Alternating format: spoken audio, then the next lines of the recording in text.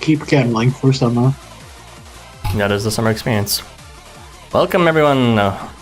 We are going to be discussing the new content that came out for this event of Fabulous Summer Host. Joining me today is Irby. Hello. And Milk Housamo. Hello. You know, I can't even tell if the Housamo part is, like, genuinely your second part of your username or you're just joking about it. Oh. I thought it was kind of obvious that it's like a dig at Bethany, but yeah. I mean, it's part of your username, so. But yeah, check out their content, very fun. Even though they haven't updated it, well, Irby's doing it off Kari, but you get the idea. As usual, let me know if the sound is good, and we will hop right in, starting with some of the content that released before this event actually began. Starting with the Guildmaster, or the Game Master rather, Seal Booster. So, this AR is going to get a bit of talk because of its strength, as well as the most recent update with the Guild Dispatch feature. But yeah. To start off the bat, it does give concentration to allies encircling at phase start at a guaranteed rate, and also increases the new resource that is dropped, the guild membership seals, by 10%. Yes, sorry, I'm just double checking something. But yeah, so it's right now, of course, that means for the farm quest, which is unlocked at the end of chapter 15, you can bring 2 of these at a maximum. And of course, it can be equipped on Anvari because Anvari gets all those privileges. He gets all the bitches when it comes to boosters. And yeah, that would be the optimal sell. Bring double Anvari with these ARs for the maximum seal boosts. Why do you want seal boosts? Well, that's a whole discussion on its own, which we should save at the end of the discussion, not in the beginning of it. But let's talk about recommendations. So because of this new feature, this recommendation section is going to be a bit different. Firstly, who can actually equip this AR off the bat? Well, the only one that I really recommend is from the game masters themselves is like Raven Arthur, maybe, if you want to get some card EXP at the same time while farming seals. I'm sure there's like quite a few magic and thrust units and unaffiliated units that might benefit from it as long as they're supportive, but I can't really remember too many off the top of my head. I guess something like Housamo is a Valentine variant. Can give concentration as well as like limited nourishment to some allies. So there's like some mid cases for supporting allies with increasing their damage overall on top of what they were doing. There are actually some really extremely good use cases for this equip if you start using the dispatch feature. Very appropriate for the booster that actually increases the drop rate for the reasons that you need for dispatches. So firstly, I would recommend actually well, this isn't even my recommendation per se. I believe Harvey told me about your conversation was about moving specific units to equip certain boosters. And one of the topics that came up apparently was if you decide to move a Jurassic Lab into Game Masters, then they can equip this AR. And Jurassic Lab is known as the unit right now with the strongest, or rather the highest damage amp that is not move dependent, and is also only local. So, because of that, if you decide to give Labe this AR after moving him to Game Masters, he can then bestow concentration in addition to his gut strengthening and ardor and vigor.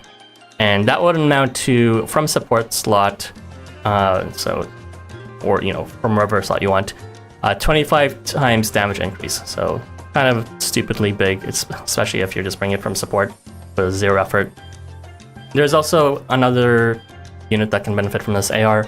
If you don't have Jurassic Lab, there is Smoky God, because he already gives a damage buff and a massive rate amp as well, with Super Glint as well as Nourishment. Combine that together and you'll be getting, with concentration, 3 times damage amp, or a bit higher than that actually, with an additional 60% rate increase with effects.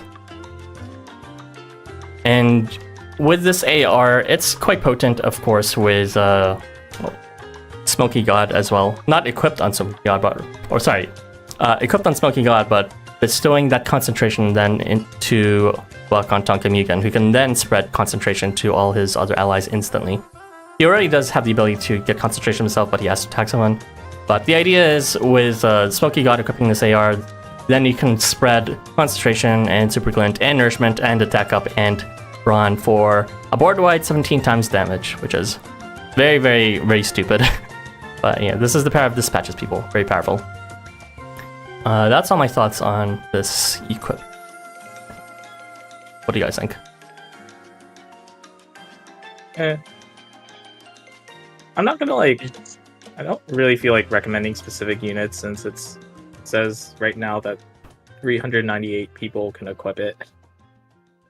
Or, well, this includes mobs, but that's even without dispatch. So it's if you're including dispatches, it's just everybody in the game. So yeah, it's a really strong effect. Concentration to allies guaranteed. It's fucking free Fafnir bait so that he can copy it.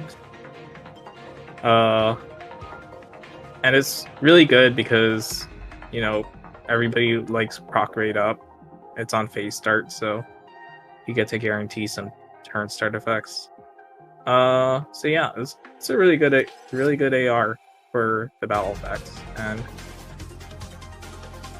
some people would have went and wailed for Oniwaka shoot an AR just to get that guaranteed proc rate, and now they give it to you for free. So here you go.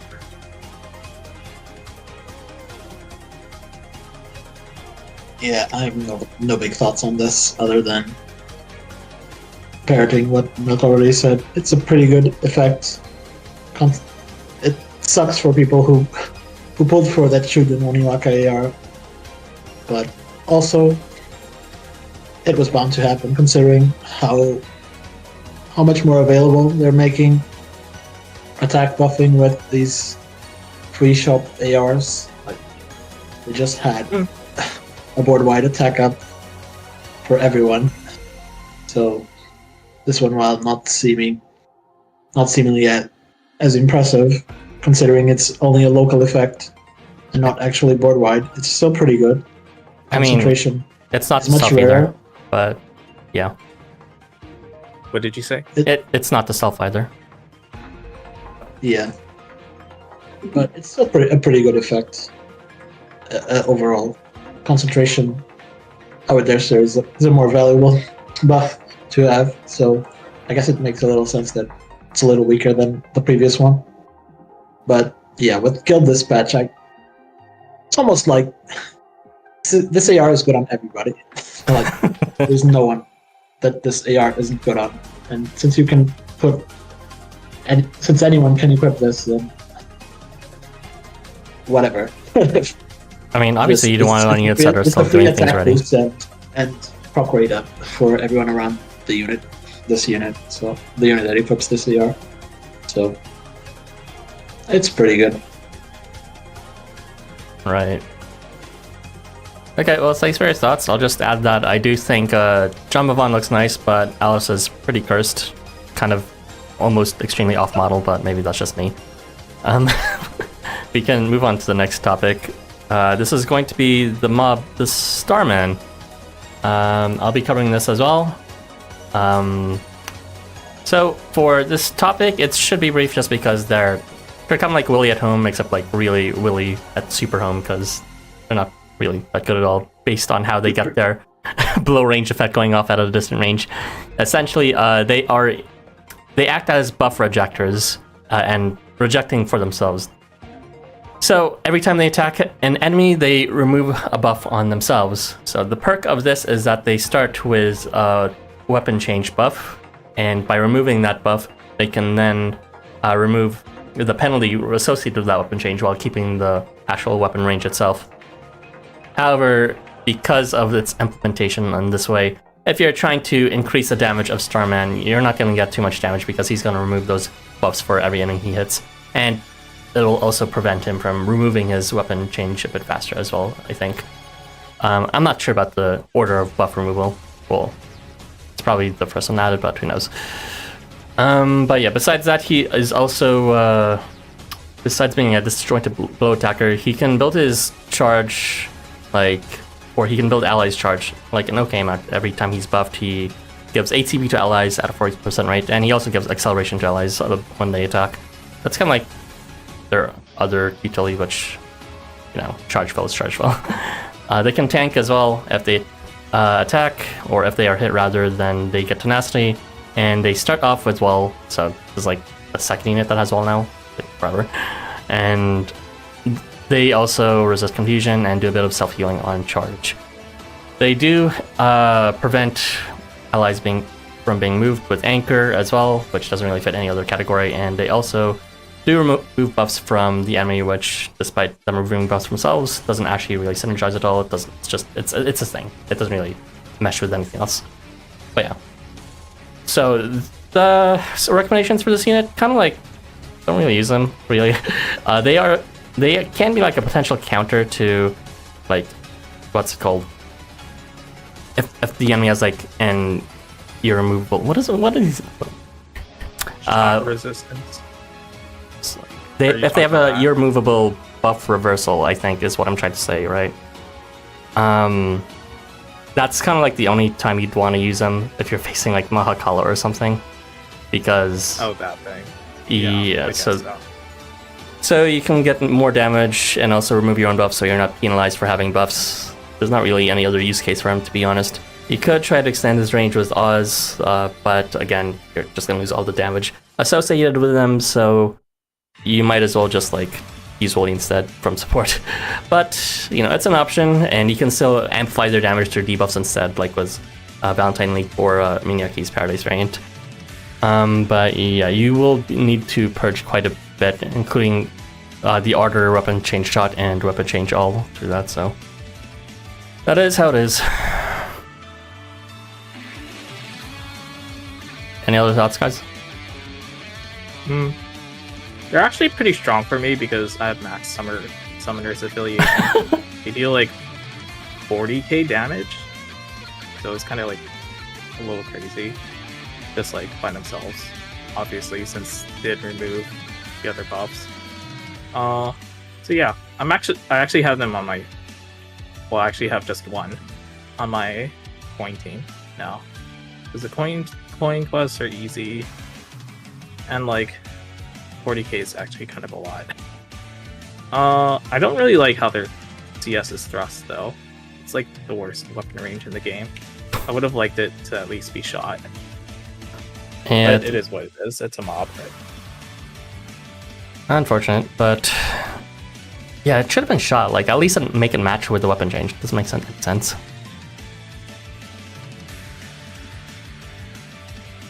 Irby?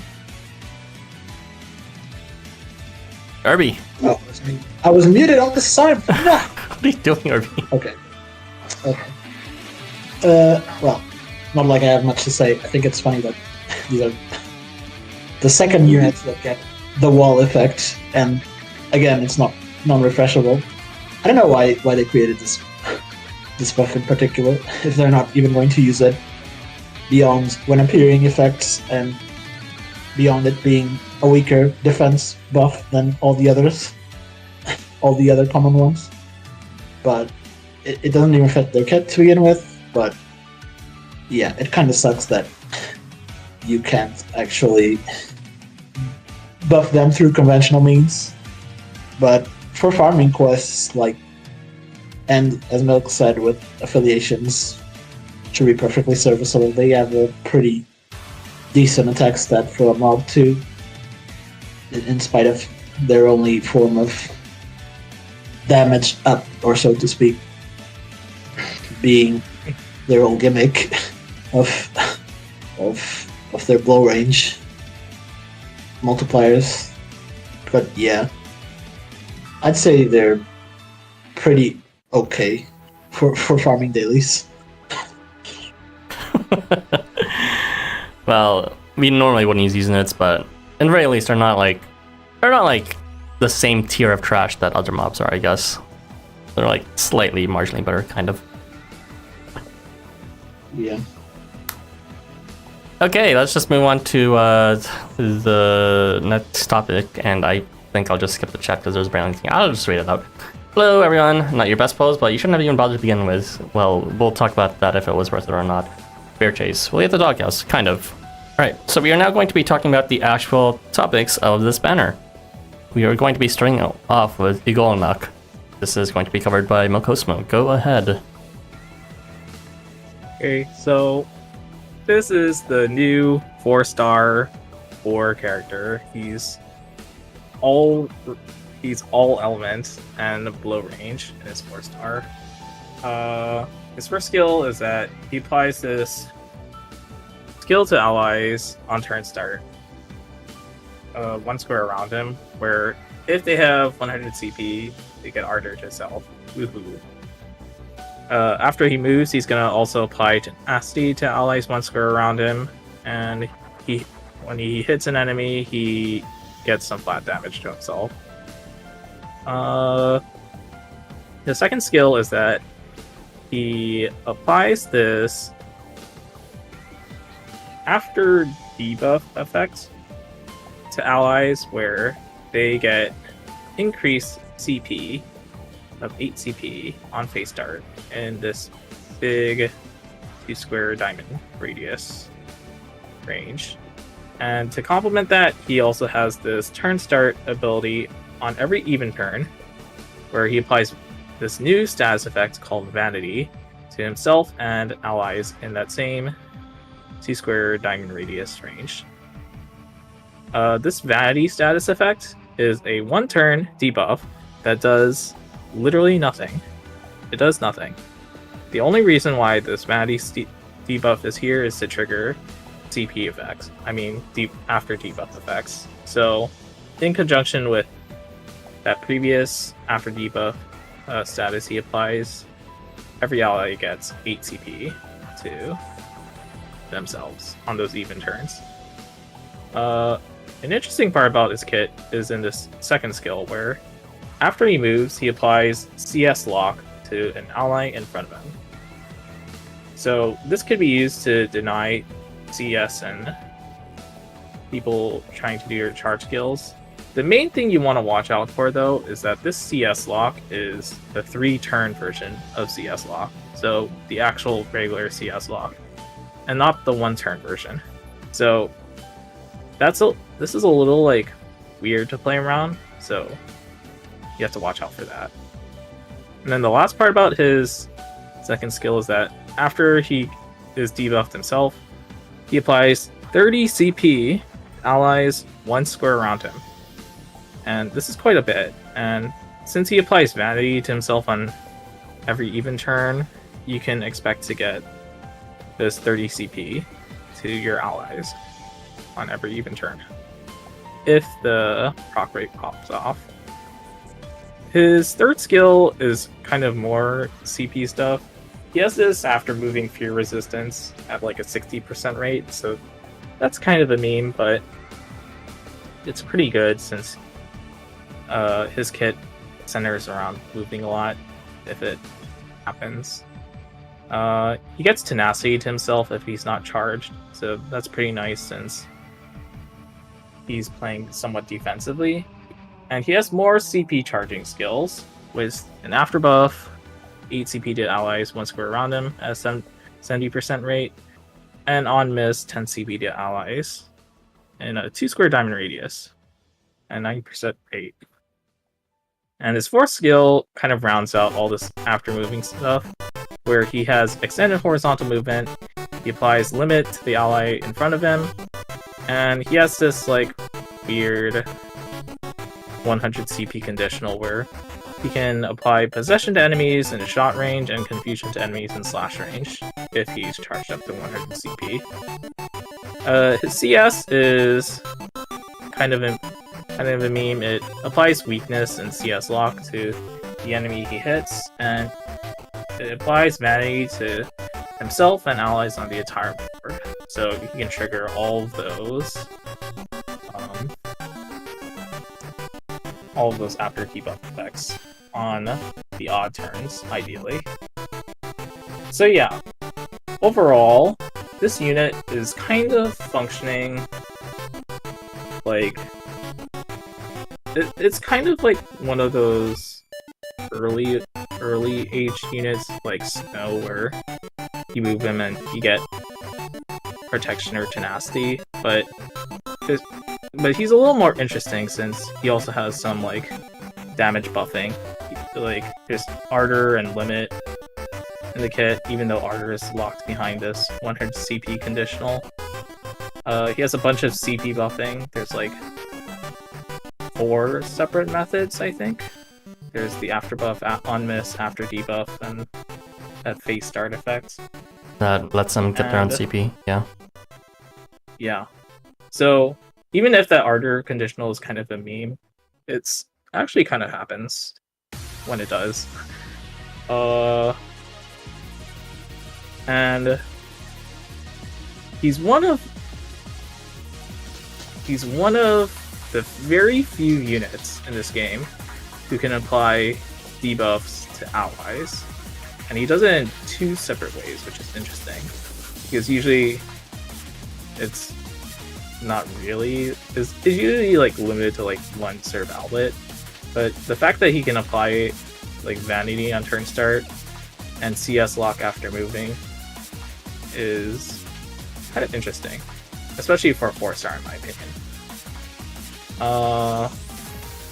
Yeah. So the idea here was that LifeWonders is trying to capitalize on more of this after debuff gameplay, and that's what they wrote basically in the info page for the Vanity debuff effect. So this new unit kind of just sort of exemplifies this sort of gameplay where a bunch of CP charging.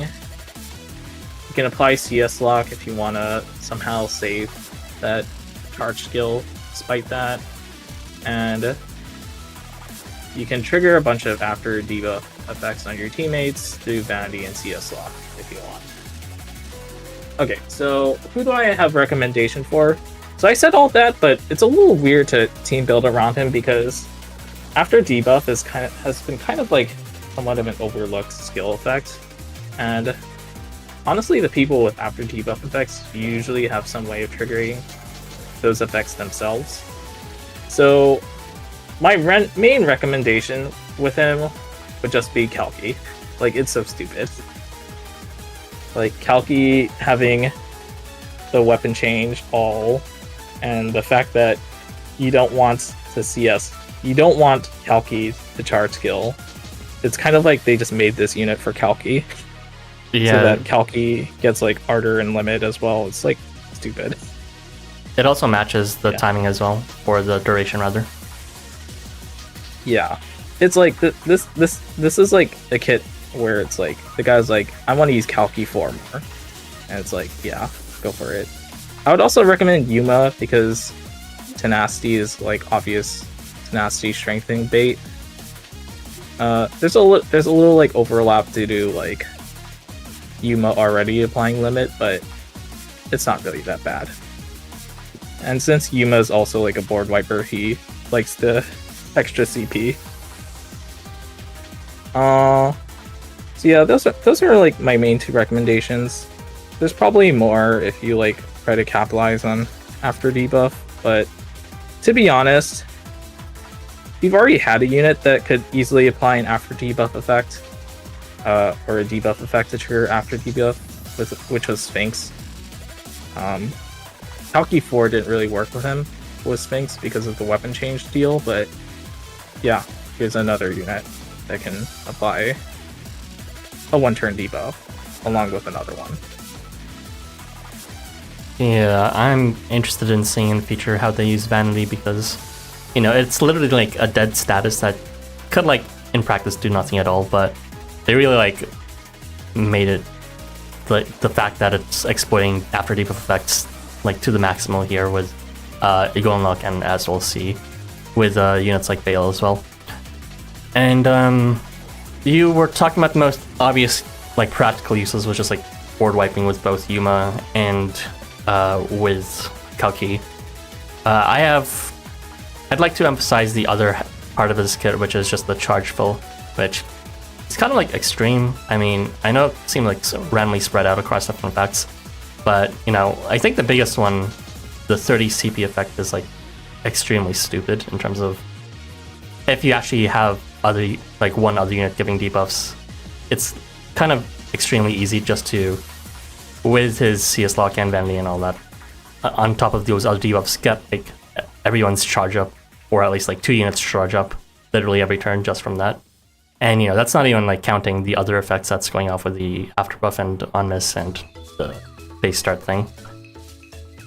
So I do think units like Caster, Virtual Shenong, those units, even like Valentine Arc, who like natively has an after debuff effect of like 20 CP to self, they like all have strong charges and would massively benefit from this additional CP, which they already give debuffs to allies at the same time. You can also get like additional debuffs from equips like the Bael Astaros poison one, or even the a bit redundant, but the Furufumi leaks CS locked AR also gives that 1 debuff. And there's other units besides Kalki who can exploit the ally debuffs. Like there's Chambry Aizen for crit plus adamantine tenacity. There's Azathoth for his like several stacks of attack up. You could do purification with Smoky God, I guess, his full variant. If you want debuffs on the enemy that are a bit harder to get, there's like Bushi's rare 4-star for countdown, and Pulsa Slap for possession, and even Shamash for find. But yeah, you might even want to like use Hecate with Eagle Knock, which seems a bit weird since they both need to move, but Eagle Knock doesn't really need to move. It's like he has strong effects when he moves, but it's like, you only need to move him once every few turns if you want to exploit that. If you just like move Hecate behind him, then he'll be like getting 3 debuffs, which means just like 90 CP to all the other allies immediately, which is kind of funny. So yeah, there's like a lot of weird, unusual potential with Eagle Knock in terms of debuff teams. That's why I'm kind of like very interested in talking about this banner, because everyone's like strong, but only in unconventional, non-standard teams. But yeah. Yeah, I should also mention that I've been saying the pros, but the cons of this vanity debuff effect is that it kind of like eats up stuff like nullify debuff and reflect debuff. So if you want to use this unit, you have to sort of watch out for that. Actually, in the case of reflect debuff, I was thinking that it might be funny if you try to apply CS lock, but it hits Eagle Knock again, so you get a 330 CP. But I was like trying to think about it, and I couldn't think of it, so I was like, whatever. But trying to use it with Loki. Does that work with Loki? I never really remember his kit. Loki has like a massive amount of CP whenever he's buffed. He might have something when he's debuffed, but I forgot what. He has after debuff, reflects. Oh yeah. Debuff, which is funny. Yeah. The bind is on one head. Yeah. Okay, I remember correctly. Yeah. So you have to watch out for that with this new character. I pulled for him because his kit's just really unique in the state of the game right now. And I feel like it has a lot of potential, like other than Kalki. Like, I'm trying to ignore Kalki exists, but unfortunately Kalki's just like there whenever there's a debuff oriented unit. So that's just what happens. But yeah. It might be interesting to see in like the future. Oh, absolutely. I'm like fascinated with how this unit and a lot of the units turn out here, just because it's like usually we get some sort of like, especially those Crossroad, right? Valentine Crossroad, we just got a bunch of units that fit existing paradigms and some different flavor.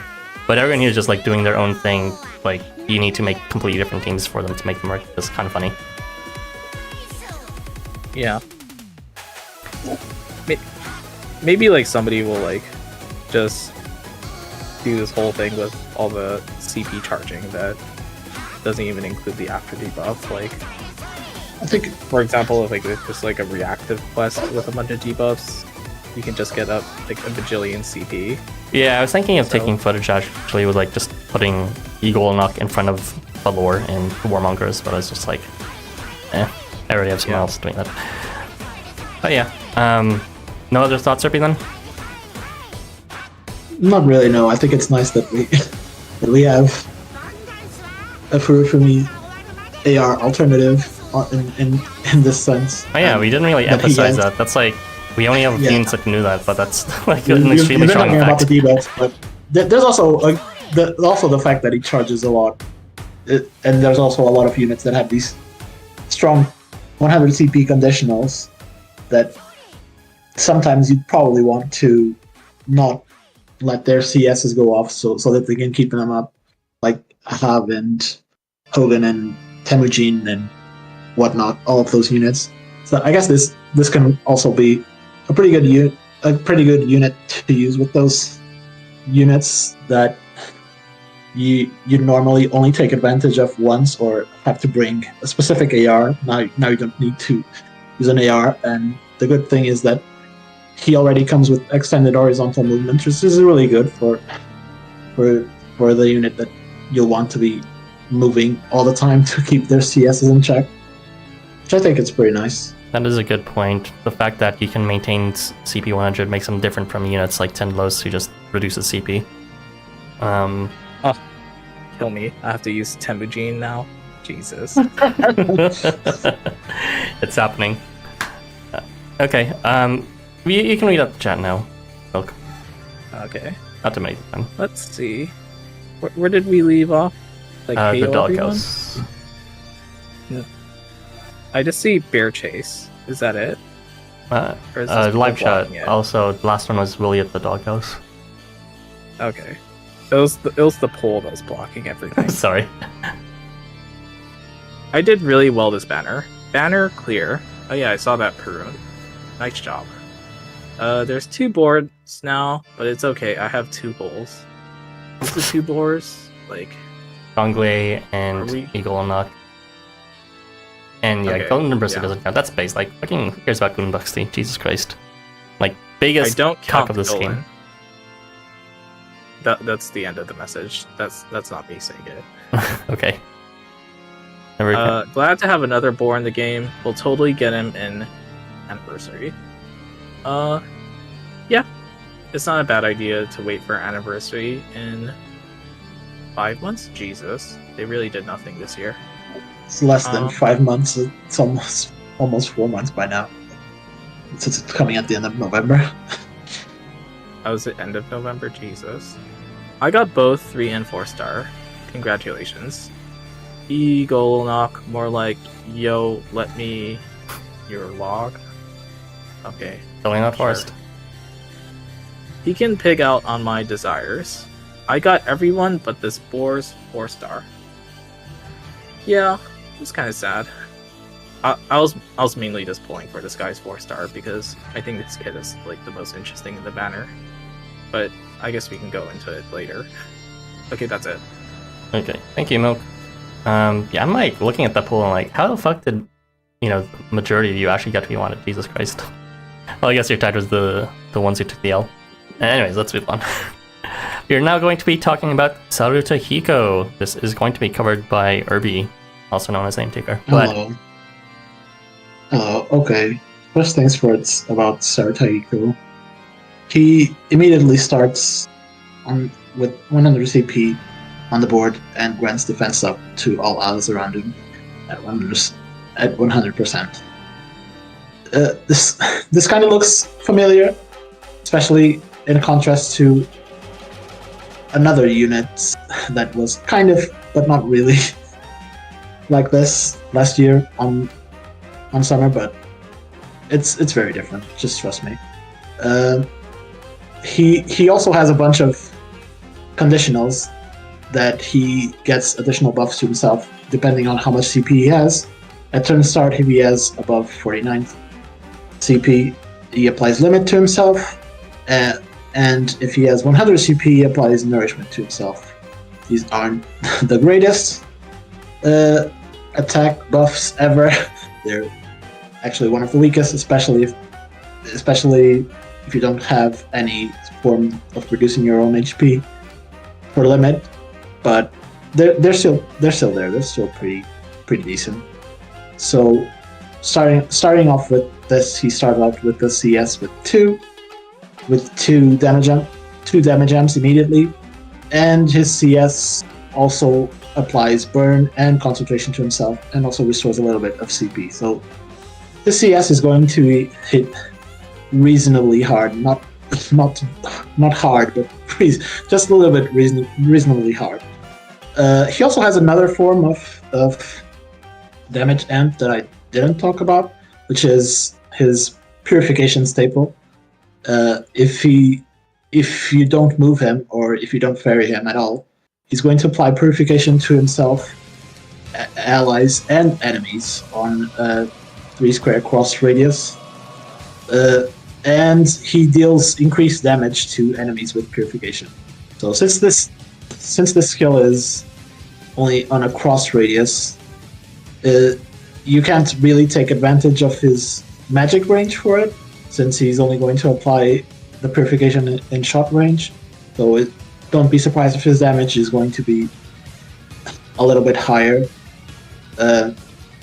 on the units in shot range, and a little bit lower on the other ones on the edges.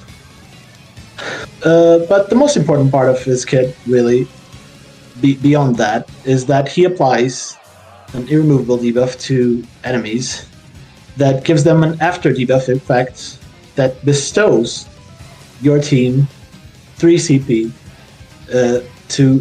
to everyone in shot radius of them. So basically, each time enemies are debuffed, they're going to give a little bit of CP to the units directly below them.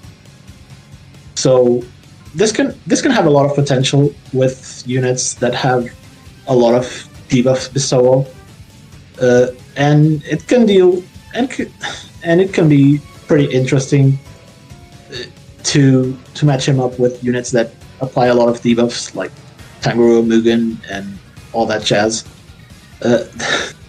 So it's going to be pretty interesting to see people come up with teams to keep their entire team just full of CP, just by applying a million debuffs on the enemy, and then triggering the after debuff effect and giving the CP back, and always refilling every phase. I don't think that's fully possible starting up the first turn, but I haven't really tested that much. He also has other unique effects to his kit, but these are the majority of the most important effects that I would say that he has. He has a CP charging effect whenever he hits enemies at like 70%, but it's pretty small. But all these CP charging effects with debuffs, assuming you're using units with a lot of debuffs, they're going to stack up, and they're going to form a reasonable amount of CP gains for the entire team. And he applies weakness and burn, so that he can trigger that CP effect with these 2 debuffs whenever he hits. The burn is very low rate, even after using his CS and getting that concentration. It's still only going to be 60%, with weakness being skill seed bait 90% with the concentration.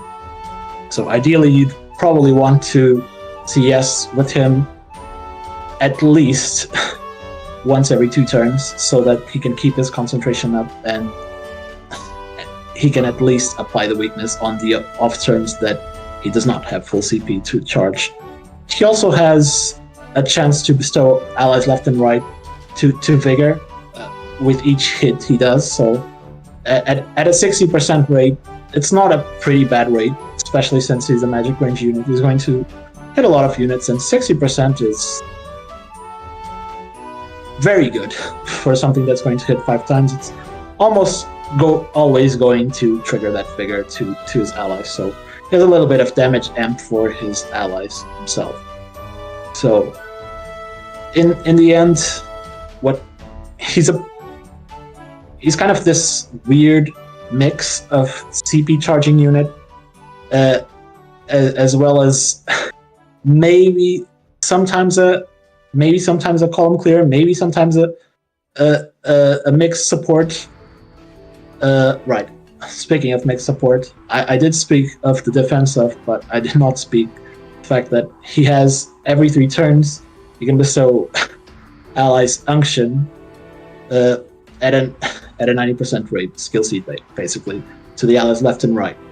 Why is this unction here? Honestly, this is what most perplexed me, really. I don't understand why this is here. Like, I could also say that the defense up I couldn't understand either, but it's at the start of the phase, so there's a lot of units that have these effects as well. So I don't know what the unction is doing yet here. He does also have an after debuff effect to apply guts to himself as well at a 50% rate. So if you have been using a lot of the units on this banner that have this vanity effect and a bunch of debuffs and other units that apply debuffs to your allies, like Ilgonath's CS lock or whatever, is going to have an additional chance to trigger that guts to himself. It's still only 50%, so it's not something to work around. What you're probably going to use this unit for is to work around that CP gimmick most of all, since it seems to be the most fun of them all. It's a phase start effect that lasts 10 turns, so essentially it's going to last the whole battle, since you're not going to take 10 turns to clear a phase ever, I would imagine. But yeah, you'd probably want to bring units that can apply a lot of debuffs to the whole board. I've already mentioned Tangroo Mugen, even though he doesn't apply it to the whole board if you're using him in a tall map. It could be, it could affect the whole board. There's also other units like Summer Dagon and the Kirito that applies Dazzle, or you can even bring the AR, the free AR that we got that applies Dazzle to the whole board to have an additional effect. But I'm pretty sure that AR itself is not going to trigger this because this is a phase start effect and that's an when appearing effect. Still, there's a lot of options here to trigger this after debuff effect. I think he's a pretty okay-ish unit. Like, I don't think he's as good of a meme unit as Ilgonath, but there's definitely some fun setups that you can probably try out with him. And yeah, those are my thoughts.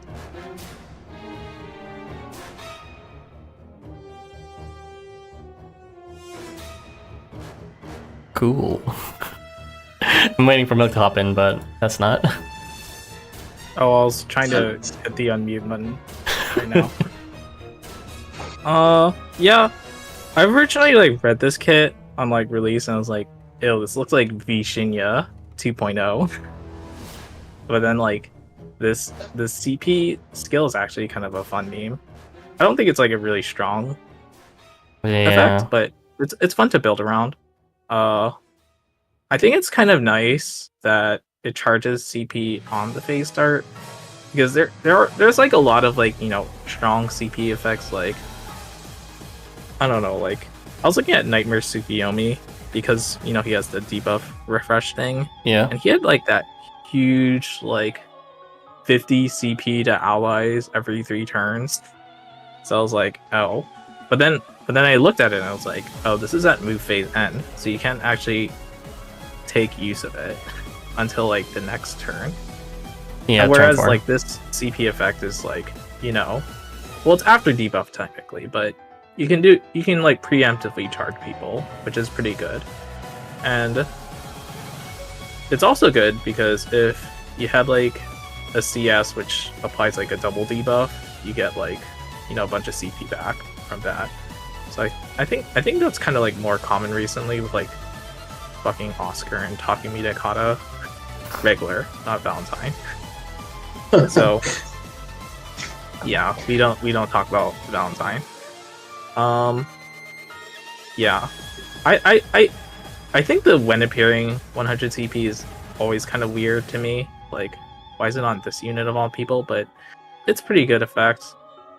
The main thing that I don't really like about this unit is just sometimes the damage can be a little lacking, but that really isn't a problem in today's environment, to be honest. affiliations, and then dispatch if you're like a Sarutahiko stan, I guess, since he's the one person who doesn't have a guild. I forgot to mention that his attack stat is pretty low, so his damage is going to suffer if you're going to fail that a lot of these damage amp checks. So yeah. Yeah, it's not really that big of a deal, but like he's kind of like one of those, kind of like that. He's kind of like Heilong in the sense that your biggest damage is obviously when you get your CS back. So it's just like whatever, you have to play around it. Yeah, it's I mean, I know that's supposed to be his main personal gameplay style, since he does get his charge pretty quick, including for himself, and his entire kit's designed around being at or near 100 CP. It's like I kind of just like want to ignore that entirely just for the CP potential for all the other allies. Like, you picked some pretty good units for your examples here, because you know this after debuff thing. It might be a bit hard to team build for it just because it's not as easy to remember, but there's quite a few units that, like Dagon in these examples, or Perun, which we'll get to, give irremovable debuffs to the enemy, all the enemies guaranteed. And those also count towards activating it, and I believe like Dagon gives like 2 different debuffs, and Perun gives like 3, so it's a nice meaty source of CP when you have at least 2 units in front of you. It's kind of like an issue though when, you know, they're not in front of you and you only have like 1 unit, because like 3 CP is so little, like it's like laughably little. Like it's so mean. It would be too powerful, like if it was more. I mean, Yeah. Maybe, but it's also like you have to bring like a bunch of 5 stars to make it work at the same time, so like come on. 3 CP is so mean. A little bit. It's not a lot, but it can like add up, especially if you like fucking gamble with like Kokopelli, I guess, or like who is it? Quantum? Yeah, maybe her. But yeah, I wish it was a bit higher. So that, I mean, you're right. It might be a bit too strong, but like we have fucking Behemoth who gives like 50 CP guaranteed, with, like all the units around him. You know, it's like sorry, you could have something fun like that too. And again, it's gonna be like very position dependent. You'd be like okay with units like Boogeyman so that they will get near you, but then you're like using a unit that doesn't necessarily have the ability or reach to apply the debuffs that you actually want on the board instantly. Actually, Boogeyman has a global A lot of debuffs. but yeah, he has curse weakening or something like that. Oh yeah, he does. I keep forgetting that exists, but that's 1 debuff, I guess. So he'd be okay with Boogeyman. Or He also applies. You can also equip the Stigma AR, so he's kind of okay-ish. Kind of, sort of. Well, like the Stigma AR is nice to be able to equip on people. So if it's Boogeyman, then sure. The main thing that I would like be a little wary of is the fact that Boogeyman CS is not like the thing that I would chase for, but you know. Yeah, that's true. That's true. I mean, I was just thinking of them because it's kind of funny how you could also bring Jurong, and then they're all kind of like related in this social network, kind of connected that way too. You know, Jurong example is really good because, you know, I think units like him, or Tsukuyomi I guess, but mostly Jurong, can exploit it the best, because as long as you do have multiple refreshable debuffs, then, you know, you can roll it multiple times, which is kind of funny. And it's actually feasible to get his charge up every turn fairly easily, I'm guessing, just because, you know, it's also on his charge that he refreshes all the enemies' debuffs.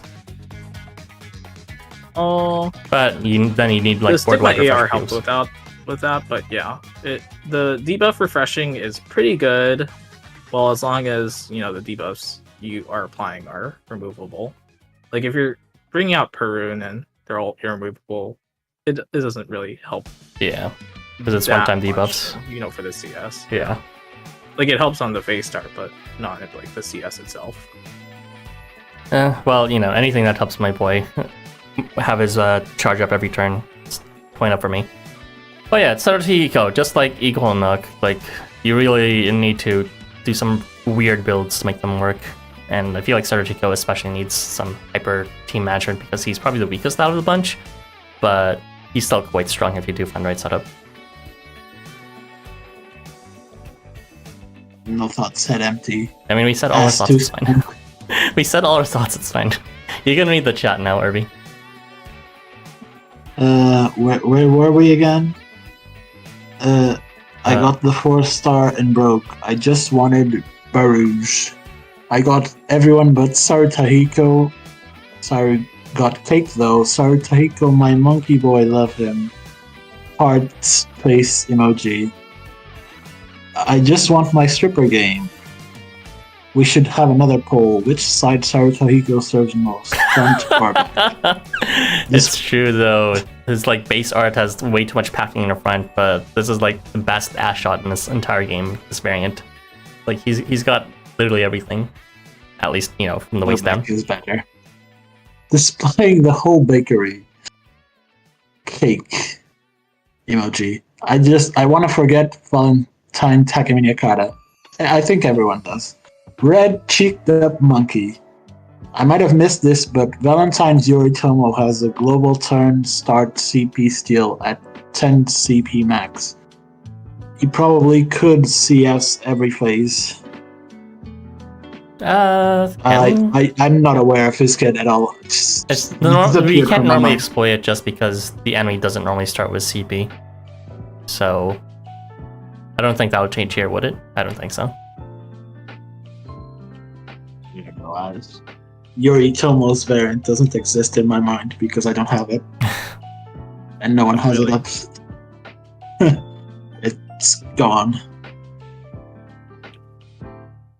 Oh yeah, he does have a weird turn start steal. But yeah, no one starts with CP, so it doesn't really matter.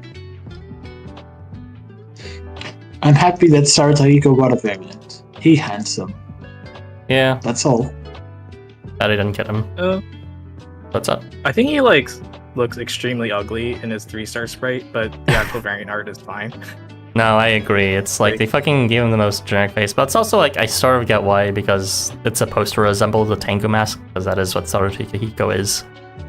But it's like it is not flattering. But he's really cute when he does his like shy expression, like unbelievable. So the artist knows what they're doing with their expressions. It's just unfortunate the defaults ended up being not exactly like a banner seller. Yeah, I think the variant art looks fine because you see less of that stupid outfit. Well, I'm not a fan of the theme in general, so I guess that's true. I know. Lame, but it's fine. I do like the outfits when they're like fully clothed, but this like half clothing stuff is not really anything. Just remove everything. True. That's how to fix it. Very true. Just remove the stupid ties and hat jackets. That's probably a skin like that.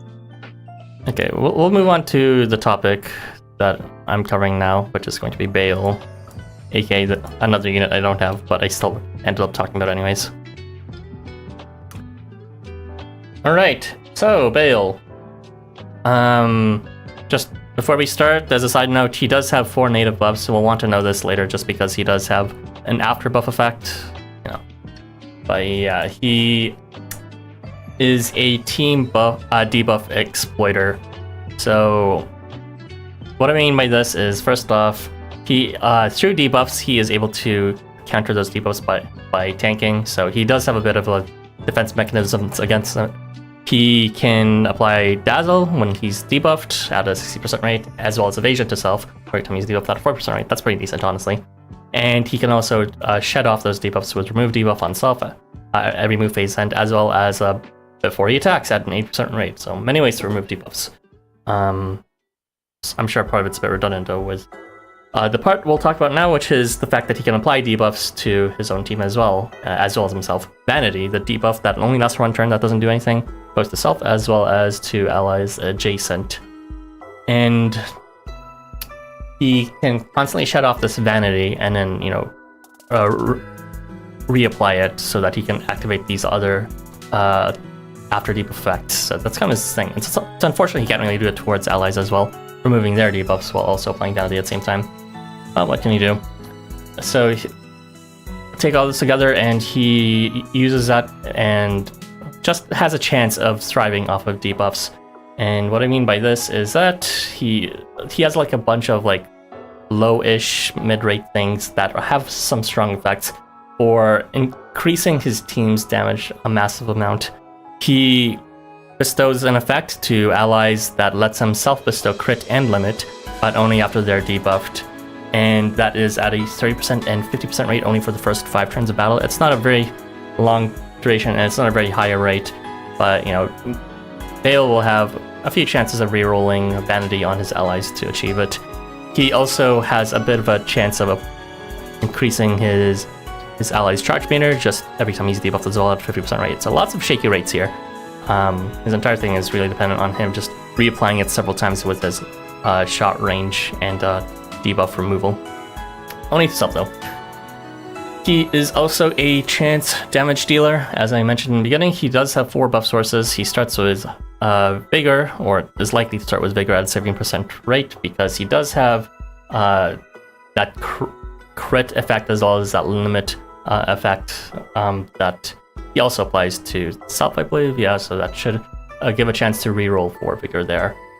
And he can also reroll Vigor again when he charges because of the concentration he gets from there. Besides that, you know, he also has his damage again through his what's called debuff dependent damage amp, just the crit and limit as usual. So the only thing remaining is kind of like a minor role, which is his role as a status punisher, both for buffs and debuffs. He does punish debuffs. Again, these are minor roles, and he does this. First off, he applies debuffs Vanity to the enemies he hits at a 90% rate, so slightly higher than he applies to his own team. And he also applies Dazzle, of course, and to enemies after he's debuffed, and he applies Vanity to all the enemies after he charges. So those are his debuff sources on the enemy. He has a few ways to punish enemies. They're not like super strong, but they're there. He applies an effect that forces the enemy to remove their own buffs every time they're debuffed at a 50% rate. This is applied to all enemies every phase start, guaranteed to be very nice, and will last for 4 turns. He also has a flat damage effect applied to all enemies for every time they receive a debuff at half 1000 HP. So it's alright. It's like very synergistic with units like Barong, of course. If you manage to like refresh a ton of debuffs on the same unit, you could combine it with Amaterasu, I guess, for similar reasons. And he also punishes buffs, but like a very minor thing. Applies buff reversal on the enemy he hits, as well as the combatant suffering rate of them on charge, which, you know, he gets an okay amount, but it's kind of like a side thing. And as the last thing to mention that doesn't really fit anywhere is he resists guts. I don't really see how that's thematic or complementary to anything else in this kit. Like, yes, it's a penalty, but a penalty to what? No, I don't know. Yeah, that is a complete summary for Bael. As for suggestions, I would suggest that you, bring him with units that have scaling effects triggered on debuff. So what I mean by scaling effects are things like CP increase, CP decrease, HP increase, HP decrease. So things that, you know, you can apply more than once. There's Eagle Knock, which we talked about, 30 CP to allies, a massive amount, like extremely massive, and also the 8 CP effect on face from him. There's also Break, who has 30 CP on self every time he's debuffed, and there's also Arc, 20 CP on self, and Zabani also 20 CP on self. There's a ton of other examples, but I'm not going below 20 for now. And then there's a bunch of units that can also heal every time they're debuffed, such as Jugo or Makroik, 4,000, 800 respectively. Takumi Nakata, apparently, his rare variant, 5-star, does a decent amount of healing too, guaranteedly at 600. So get that with what's called Bounty, and it'll be quite okay-ish. And you can also combine this with flat damage effects with Perun or Amaterasu, who deals respectively 1,000 flat damage and 1,600 damage every time they are debuffed. And just like with the other examples with Eagle Knock, there's a high overlap of units that benefit with Bael. Hecate, of course, and Aizen, the Elki, Azathos, Smoky God, Bushi, Pulse Slabs, Shamashi. You know, it's literally the same exact units. And you may also want to bring units like Nyarlathotep or Pazuzu, who can remove debuffs at the same time, so that he can apply Vanity multiple times to allies as well. Mirala's tip is well suited because he can also bestow combo and increase his range to magic at the same time, getting him an extremely large amount of vanity hits off of both his allies and himself, so long as their units hit. Those are all my thoughts on this Seth lookalike, the number one in the Demonology book, whatever it's called. What are your guys' thoughts?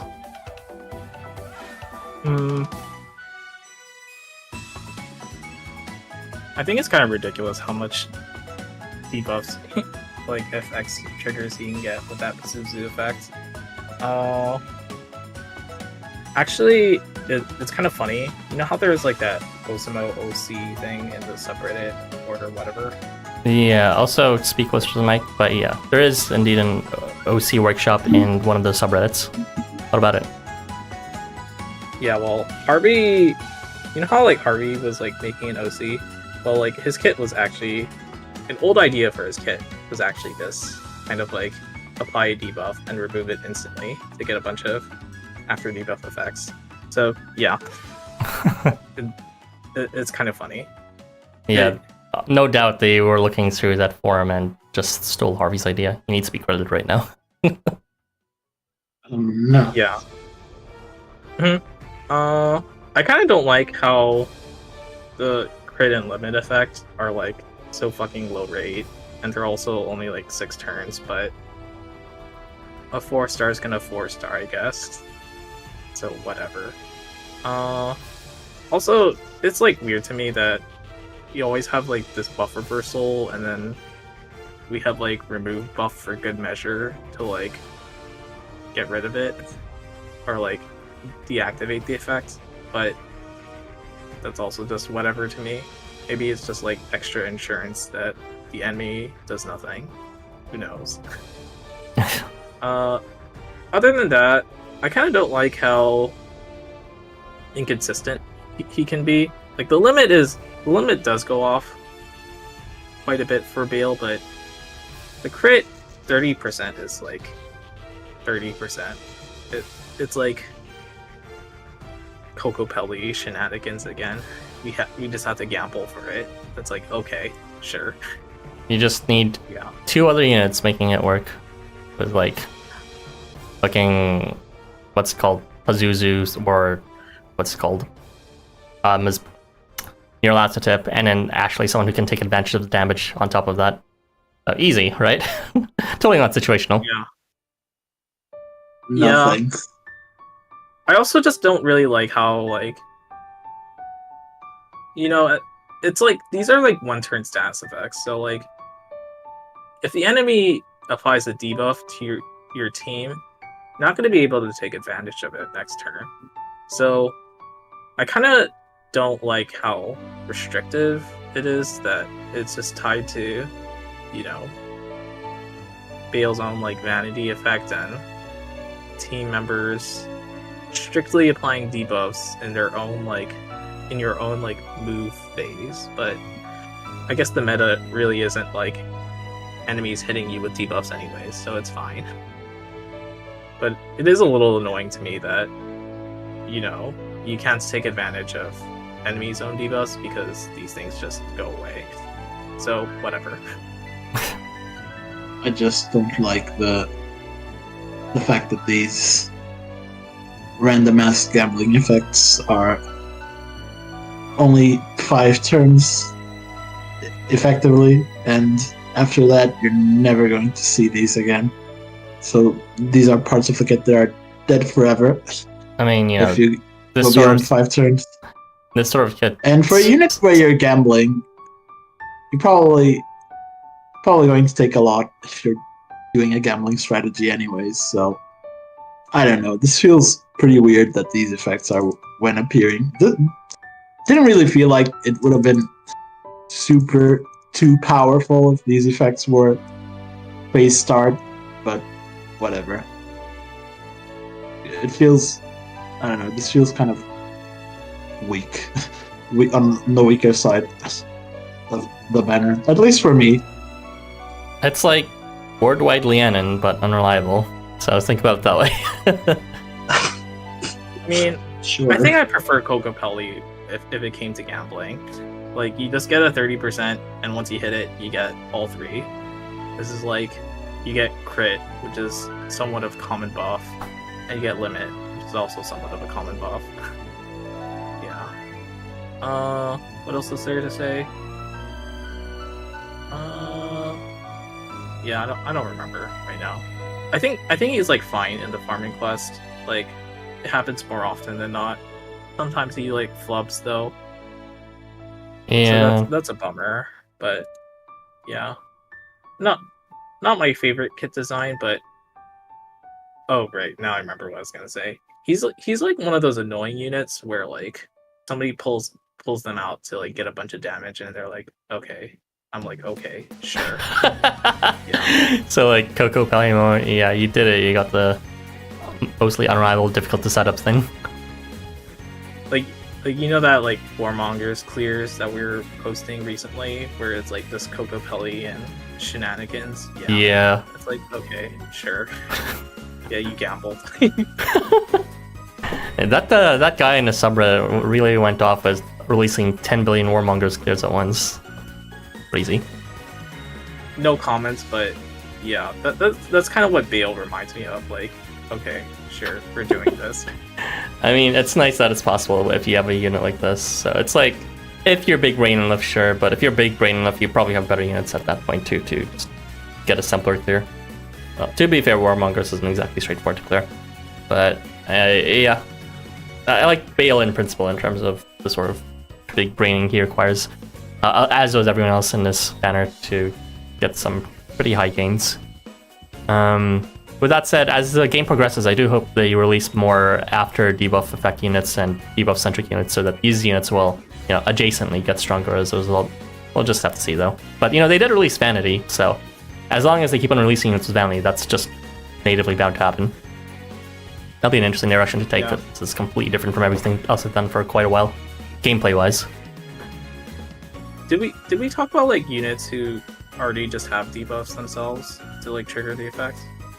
I kind of avoided examples like that because it's like, I mean, there are units like that. There's Eagle Knock, yes, of course. There's Break, there's Arc, there's Banya, and then I looked at the list and it's just like less than 20 CP at that point, and there's quite a few, so I just didn't bother mentioning at that point. No. I meant like using like stuff like, I don't know, Yugen Tenga or like Summer Jugo to like get a random ass crit and limit on depth. That should work, right? Guess that could work. Or what? Who's that? Who's that dude? Kuma? Valentine Kuma. Yeah. Same line. No. I mean, just roll once, I guess, Yeah. and then you'll have crit and ardor and. You start with attack up. I don't even remember. You got Kuma damage. There you go. Yeah. Oh, right. The other cursed unit, Desert Journey Hanuman. No. He's actually strong though, so. Yeah. Well, he doesn't really need more damage, to be honest. But yeah. A lot of units don't need damage in this game. It's just I like the fact that we have other ways of getting it now. I'm not really too interested in having even more damage than before, but it's nice that we have different ways of getting the same amount of damage with debuffs. Because I feel like they made buffs super easy to get, but in the debuff damage, it's like they have a lot to catch up with. Well, other than Coco Pelli, but yeah, you still have to gamble for that. He just released, so it's a good start overall during this period. Okay, I'm gonna go read out the chat. I try to find where we were. You're happy that Sarutahiko got a variant? He's handsome. For sure he is. All the units look like they put on the clothing back on after having sex with a new art. So true. Kind of makes me want to pull more just because he said that. Please start clothing, you mean. Akechi plus Veneer equals Bael. I don't understand either reference, but sure. I missed the explanation, but what does Vanity do? As Irby is saying, it does not quite literally nothing. Effect-wise, it does nothing, but in terms of what it does, its existence is just to be a debuff that activates after debuff effects. Because it's also removable, so it will interact with remove debuff and nullify debuff and reflect debuff in the same way. So keep that in mind. This is not a good status to have in debuff defensive teams. Unless it's like a unit like Pazuzu or your last step, in which case it's extremely strong.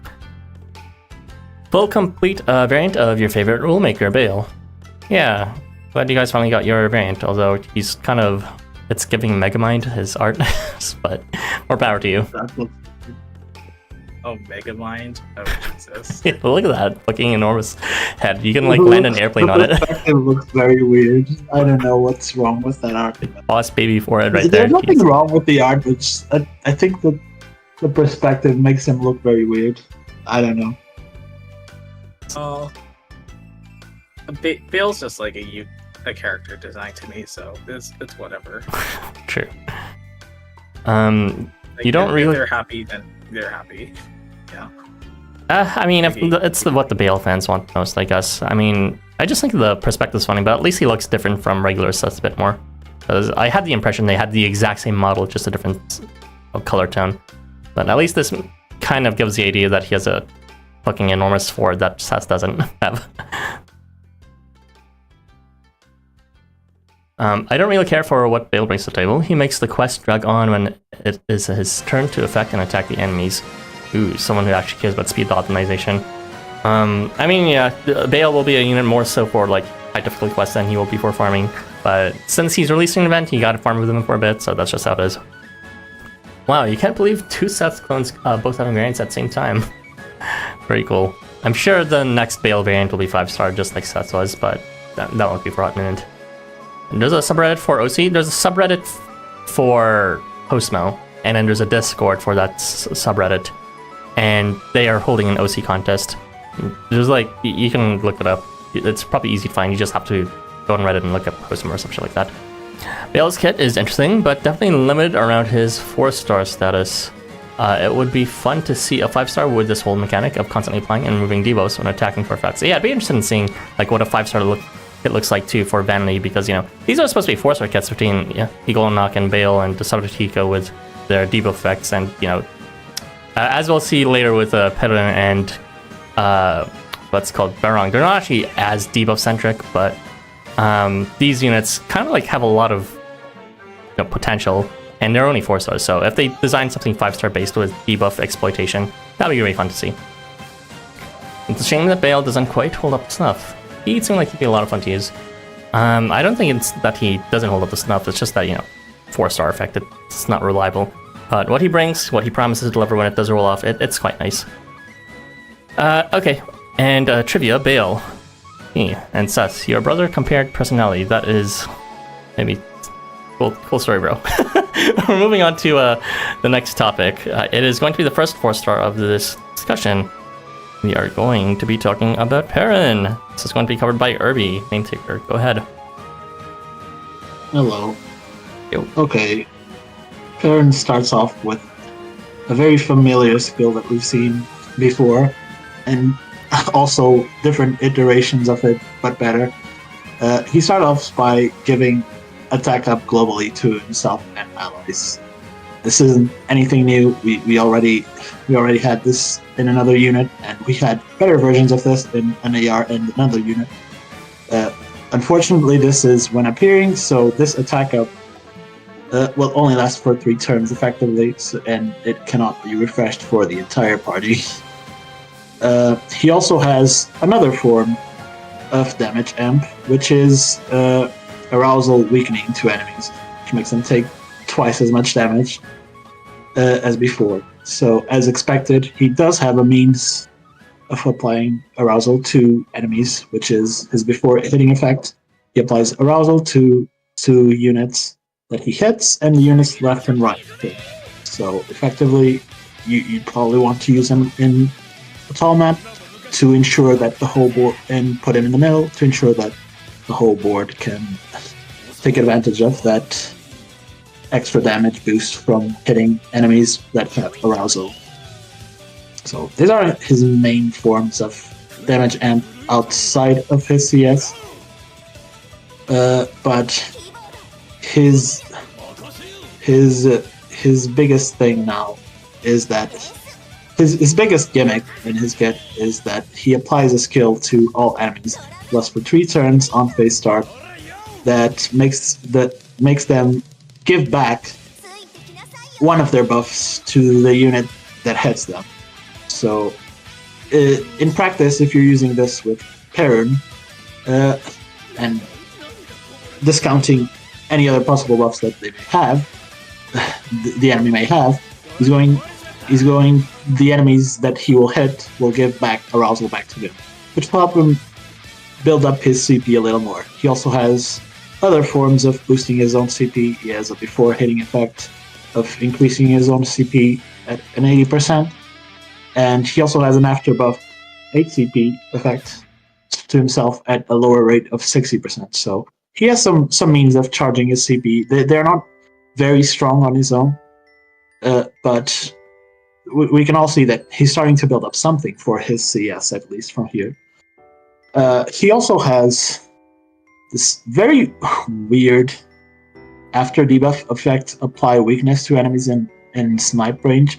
This is only 50%, and he doesn't actually have a way to apply these debuffs on any debuff on himself. So if you want this weakness, this additional amp to trigger for him, you're going to need to use the other banner units that apply these vanity debuffs and shit like that in order for him to trigger this weakness effect. So this is pretty much a dead damage amp you're probably never going to have to rely on, and I didn't even consider it for my notes at all. So you can just forget that this thing exists. He has a 60% chance to charm units in shot range of him after his move phase end, and he also applies paralysis to units that hit him, on top of applying an irremovable debuff to all enemies that increases their damage taken it doubles the damage taken when they're afflicted by paralysis. Now, naturally, this is something that you can take advantage of right off the bat, since he needs to get hit, but everything changes when he gets his CS, which is what I'm going to talk about. Basically, he has something similar to Valentine's Arc, which is that if he stays stationary when he has maxed out his CP, he gets CS weapon change all to himself, and his CS really packs a punch. So basically, what his CS does is he applies arousal to the units he hits normally, so he gets the additional damage amp from arousal. He also applies paralysis immediately on the enemies, so that's the paralysis amp taking effect here. He also applies attack up to himself, assuming it hasn't run off. The when appearing attack up hasn't run off. If it does run off, he can sort of refresh it. I say sort of because this will be a level 1 attack up unless you have additional copies of him. So it's not going to be as good as the when appearing buff. And on top of that, he also gains an additional 3 times multiplier against enemies with paralysis.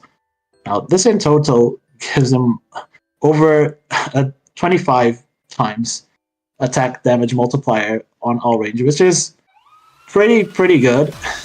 Unfortunately, it's not as easy to trigger this to trigger his CS because his CP generator effects are pretty weak. But as we've seen before, a lot of the other units that we've been reviewing are here to complement him with other CP boosting effects, and I think that's what LifeWonders was kind of trying to do with these units, to sort of. I can see that these are very unconventional units, but I can also see how can they work together in order to display their full strengths. So these are very situational, yes, but they work surprisingly well together. Some better, some a little better than others not as good, but it's still there. Now, I'm going to talk about the main gimmick here that he has that makes him stand out a little bit, I guess, from the rest, since everything here has been pretty standard outside of the distribute buff that he applies to enemies. So basically, every time anyone any one of your teammates hits an enemy, that enemy is going to give back a buff. It's not give back a buff because they won't lose the buff. They're just going to copy it to the unit that hit them, and this can have some potential significant effects. In particular, there are some units that apply buffs to enemies that you could take advantage of. For instance, the one that comes top of my mind is like Gurengach. Like, if you pair him with Gurengach, you can easily get back the weapon change all from the enemies, while still taking advantage of arousal too. So you're not going to get the arousal back, you're going to get the weapon change all, and you're going to keep it for an additional 2 turns. Now, this unfortunately has the side effect that since it's before hitting, it means that he will still attack in snipe range. So you will need combo in order to take advantage of that for all your units that are hitting the enemies. There's also other effects that you can potentially get back from your enemies. For instance, Hote, even though Hote already does that himself, he only does it in a localized range. So but in a big board, you can potentially take advantage of this for your entire team. But by stealing back the crit, you can also get, for instance, you can make Valentine Leaked get his crit plus back that he bestows to enemy, making him deal even more damage, which is pretty funny. The power. He already has pretty high damage himself after all these skill evolutions that he got. So yeah, there's a lot of potential here. There's not that can work with Perun here. It needs to be worked around just like all the other units naturally to make him work. But even if you don't want to work around this very niche gimmick, his CS is pretty powerful. So just by working around this CS is going to really pack a punch, and he's going to be dealing a shit ton of damage if you can manage to build it. And yeah, he's pretty simple unit. Not much here to talk about, really. And that's all my thoughts. Yeah, it's nice that he doesn't actually steal back crit plus from Leaked, because buff reversal will still be active as a result. They'll just get the full damage. Yeah. But yeah, other than that, you could also, I guess, use Perun for quests with predictable buffs. It doesn't just have to be buffs you apply to the enemy. You know, there's not too many that matter, but Guts and Evasion are pretty common on a lot of high difficulty quests. So you could just use Perun, and even if they survive, you'll be like, me too. He can't kill me. So that's an option. That's true. Also, I guess you can steal Glint back if you want using Qinglong, but don't do that. Not worth it. Don't do that. Yeah, good overall unit for his charge. It's just questionable charge speed in itself. I mean, he has some methods, but it's just like it's probably much stronger and more relevant than his actual buff copy. Since the buff copy, I mean, I'm sure it'll be good in the future, but right now it's only just like 3 units you could really take advantage of it. Gordon Gotch, Tote, and Leaked, really. Yeah, the CS is pretty powerful, but he just doesn't have enough to charge it by himself, sadly. And I forgot to mention that his column clearing damage is pretty bad, unless he has some external help, like him being snipe range, and his only natural forms of increasing his attack are only the attack up and the arousal weakening, which is honestly not enough for most quests. This only makes him deal 6k damage, so if you're wondering why your support Perun is not killing your column in the farm quests, is because his damage is not very high on as a snipe range unit, and also because the farm quests have wood enemies and world enemies on top of that, making the job even harder for him. So yeah, keep that in mind. Bring a buffer. Someone that can help him get buffs. Like, fortunately, they put Bael in his quest, but yeah, having to gamble for it, not very fun. I mean, he's still a fun unit, regardless. Just not the best for column clear farming, but he's kind of like not really the same kind of fun as the other units we talked about.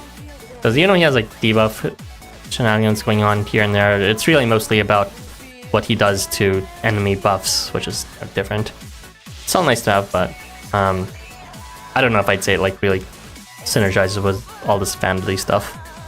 But there's fun team building potential to be had either way. But it's not the first time we can copy enemy buffs anyways. I mean, Hote literally is already able to do that, and there's like a Kroik and it's like that, etc.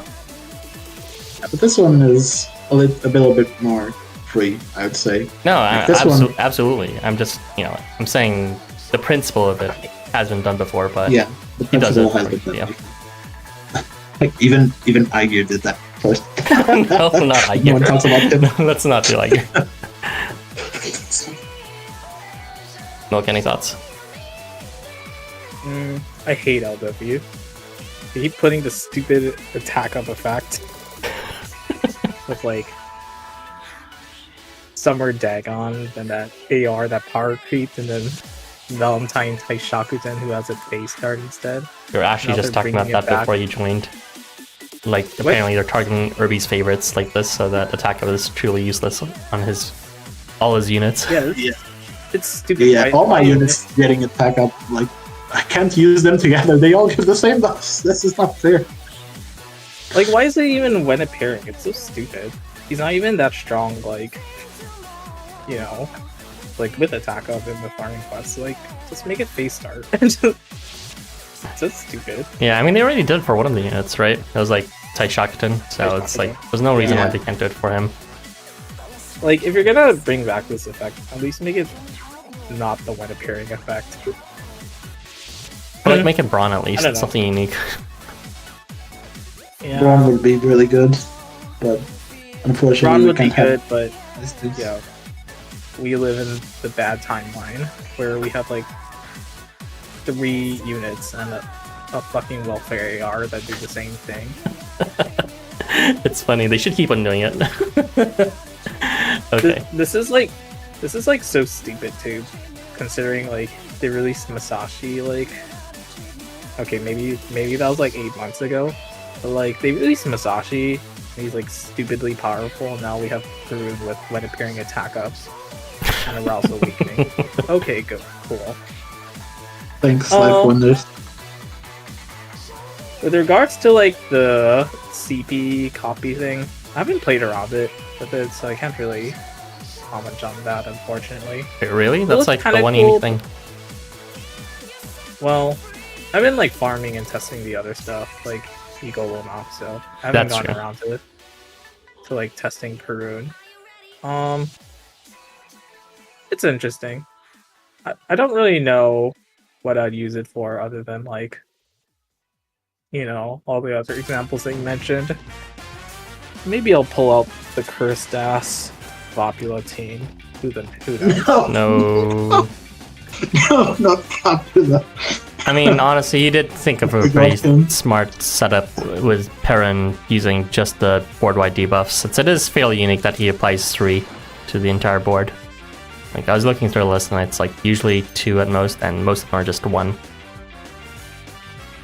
Yeah, two, even 2 is pretty rare. Yeah. He has 3? Yeah, he has 3. Yeah. So he like synergizes in that way, but still kind of weird. Not in the same vanity. It's a little interesting that LW is going in this direction with like a bunch of board-wide debuffs. They're kind of cognizant of it with Sarutahiko, but it's going a little off topic. I mean, it's fine. This entire banner is kind of quirky like that. I like it. It's fun. And not just more column clears and board wipers, but them actually doing different things. Speaking of more column clears and board wipers, that'll be the next topic. But, is that it from everyone then? Should we read the chat? Yeah. I think Perun should just be stronger, like outright. But that's just my thought. For a snipe unit, definitely. It's like 2 amps, and one of them only lasts for like 3 turns only. Like, that's fucked. Yeah. Okay, go ahead and read the chat, Irby. Go ahead. Very future. My beloved Starry Eyes, congrats on getting him yesterday, I think. Perun looking real good, and this variant is a lot more appealing for me to use than his regular 5-star. High damage and high in my heart. The only bonbon that I don't like, thumbs up emoji. I just realized Sarutahiko is around my chubbies and his art jealous. So Icy Hot here took up singing. I'm not exactly the biggest fan of everyone's outfit, but his looks alright, at least in his 5-star. That's insane. You actually like Perun's outfit? I was talking about this in the other server, but I just realized why I realized why I don't like Perun's outfit out of everyone's is because his tuxedo is the only one that's not fitted. It's like very loose and wrinkled everywhere. I just took it off immediately. It's very important. Honestly. And then I never saw it again. Okay, that's the fix that everyone should do. If I got a nickel for every time a bomb unit alt got worldwide attacked up, I'd have 2 nickels, which isn't a lot, but it's strange that it happened twice. Damn, it almost did it perfect. I think, though, whole team is gaudy, but he looks passable. Passable. Okay, sure. Well, we'll be passing on to the next topic. This is going to be covered by Milk, maybe. I think it's Milk. It should be Milk. Whenever you're ready. Okay. Let's see. So we are talking about Barong, the other 5-star in this banner. Okay, so Barong is an ether shot unit. So as expected, he's a column clear, designed for vertical. And he's actually very designed for vertical because his first skill has this very weird, when appearing, push effect, where he moves the allies in front of him randomly 1 square, and he pushes the ally to the right, to the upright of him, 1 square to the right. This is a really weird effect, but basically, in practice, you can kind of imagine it as him like telling the person in front of him to move out of the way, and then on phase start he'll pull himself in by 1 square. So he'll pop up in the top row during a vertical farm quest. The interesting part about this effect is that the way it works is that if you have a position 3 Barong, like Barong in position 3 of the team, he's going to push everybody in the top row of a vertical farming quest to the right. He's going to move up to the top left slot. So what this means is that you can actually use Barong to position everybody preemptively so that everybody's in the front row guaranteed in a vertical farm quest. So that's his unique gimmick. And this could be used to ensure that the person in position 1 is guaranteed to be in the middle top of a vertical farm quest. So if you're using somebody like Summer Lave or Christmas Horus, then that can be very useful for getting their buffs to people without having to move them. Yeah. Okay, so moving on. Past that, he applies Unction Strengthening, which gives a 2 times attack back up when people have Unction.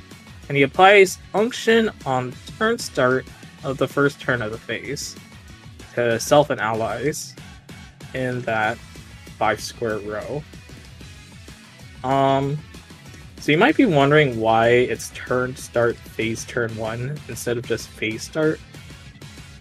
Because effectively it does look the same. The reason why we have a turn start phase turn 1 is that he has a phase start effect of pulling himself in by 1 square. So LifeWonders is kind of like aware of that. This unction effect wouldn't happen if it was also on phase start, so they had to push it to turn start instead. So what this means is that Barong is actually going to pull himself in and apply unction to everybody in that first row. So that's a free 2 times now on that phase start effectively. So yes, this is like working how you would think it would. Okay, moving on. The second skill is that he applies this if stationary effect where the enemies will give you back 400 HP if they remain stationary. I think this is actually a very useless effect, but I won't go into detail into it now. Moving on. He applies 2 if stationary charm effects. One is if he's at full HP. So on turn 1, this is probably going to happen, because it would be weird if he lost HP already. He's going to apply charm at a 60% chance in shot range. And he's also going to apply charm to enemies in a shot range at a 40% chance. So in total, that's basically a 76% chance of applying charm to enemies. So that's pretty high for charm, actually. And he's going to deal 2 times damage to charm. So if it pops off, then you get a free 2x now. His third skill, he removes charm and possession. That's pretty good since those debuffs are pretty debilitating, but not much else to say about that. If he remains stationary, he's going to apply arousal to himself and allies in that cross range radius. It's whatever arousal is like. Not really that big of a deal. And stationary, he's going to apply drain to enemies in shot range. Also not really that big of a deal. And he has this before being hit, apply evasion to himself at a 20% rate. That's very low, but it's pretty nice because his gimmick seems to be around remaining at 100% HP, so if it happens, then it's a good effect to have. And his fourth skill kind of ties into all of this, where he also has another turn start phase turn 1 effect of applying nourishment to self and allies in that 5 square row, and he moves a debuff to self. He also gets a turn start crit to himself if he's at full health. This is at an 80% rate, but this is part of where a lot of his damage is coming from. He applies increased recovery to himself and allies adjacent at a 70% rate before hitting, and he carries over his guts resistance from his base kit, where he's going to apply guts resistance to everybody he hits and the enemies adjacent to them at 90% rate. Meanwhile, his char skill is that he gets glint to himself, and he's going to refresh function himself and allies in that 5 square row while healing everybody in a cross radius. Okay, so overall,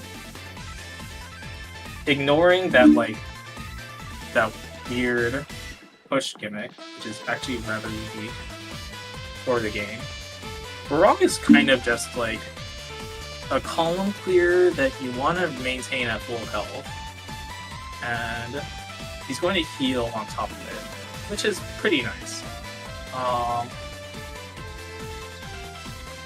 If Barong hits all of his damage apps, that is, he gets nourishment, unction, and crit and charm, he does 46k damage. So that is pretty good in today's meta.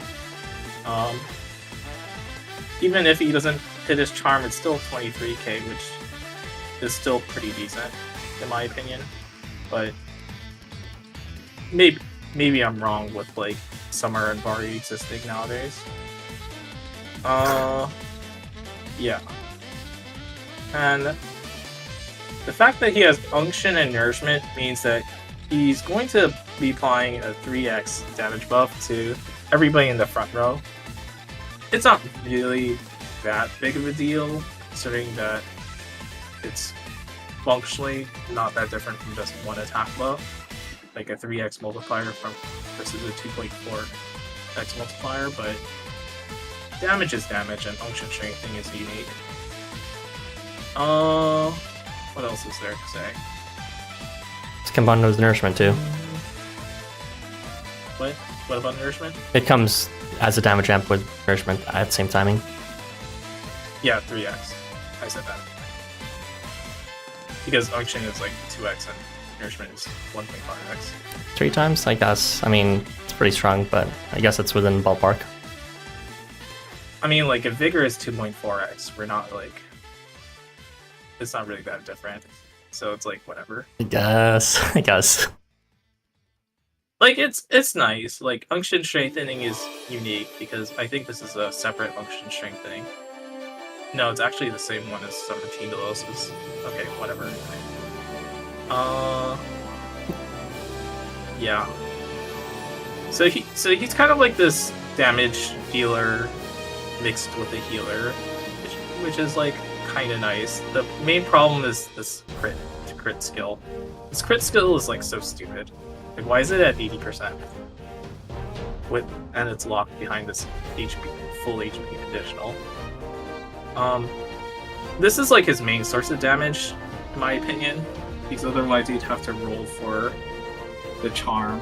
And if you're not at 100% HP, then you aren't getting the first charm effect off either, so that's bad. So I'm actually kind of annoyed that this crit is at 80%, even if like it could easily be patched up with like skill seeds, glints, new concentration AR, and even affiliations, because entertainers is pretty good to invest in if you have Oscar anyways. So this isn't really too big of a deal, but 80% is always annoying to look at. But yeah, honestly, he's pretty straightforward. He's just like a column clearer. Aside from that push gimmick that I talked about, where you can position people like Summerlade, Horus, or Valentine Masanori to get more damage and reposition them for your team in vertical. Overall, though, I think vertical quests are really just super easy, so it's really not that big of a deal to be able to like do them more easily in the current state of the game. But like, yeah, Barong is kind of, he's like good, but he's also kind of annoying in some certain aspects. So there you go. Oh, you're talking about the crit, yeah. Yeah, this crit is like kind of mad annoying. In my opinion.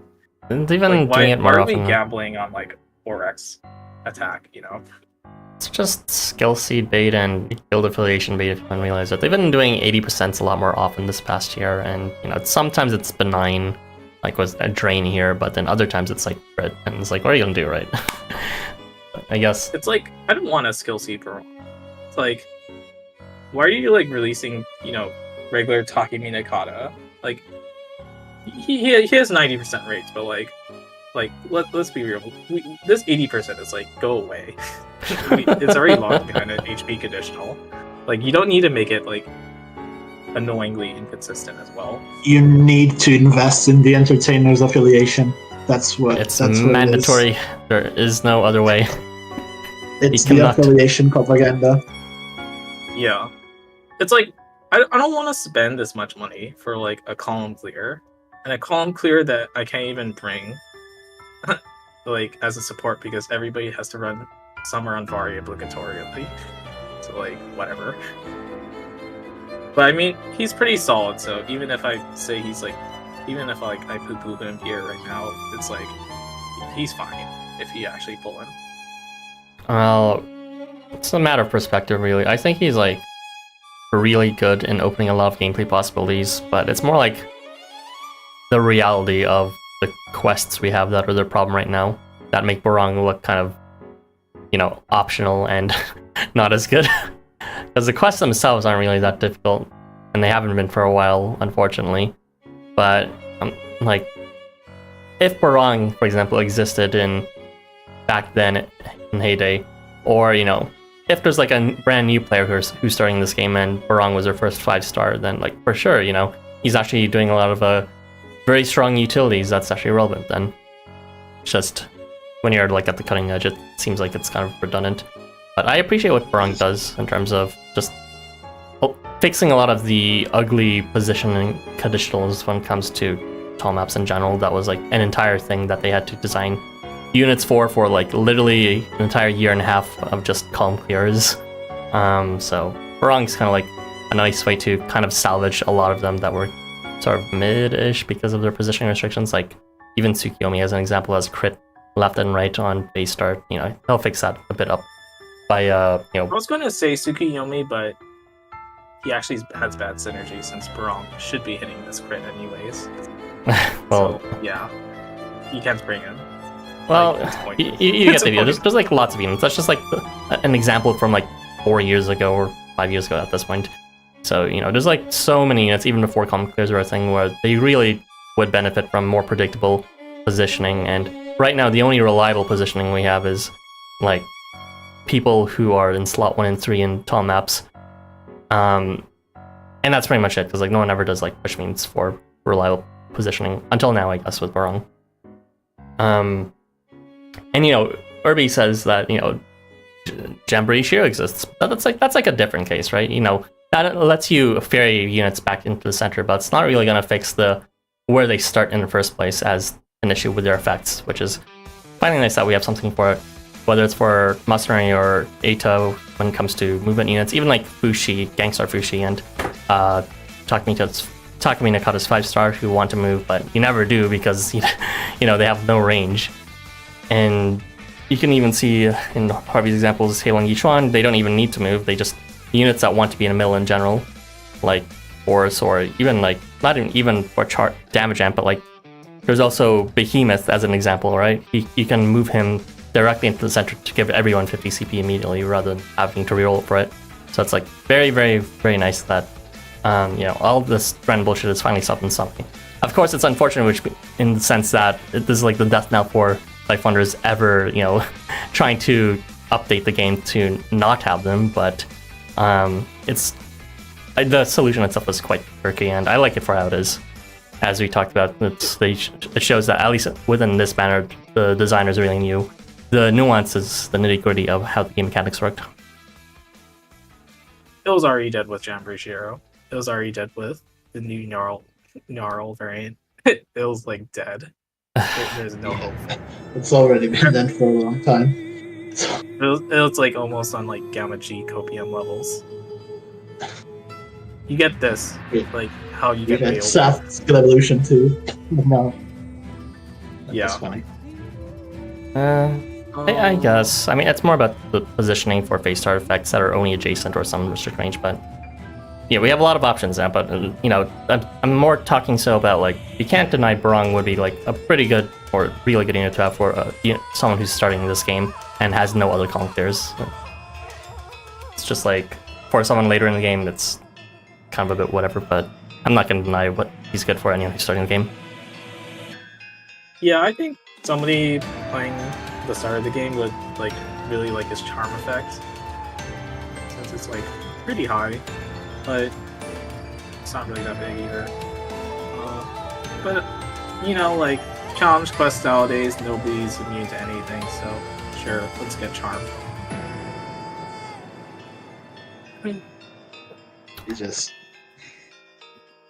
looks like a boring column clear to me. There it is. I've been waiting for this. Irby, mouth off. Yap, why don't you? All right, tell us what you think about Barong. Is he really that basic to you? I don't see it. He's pretty unique. It is pretty basic to me.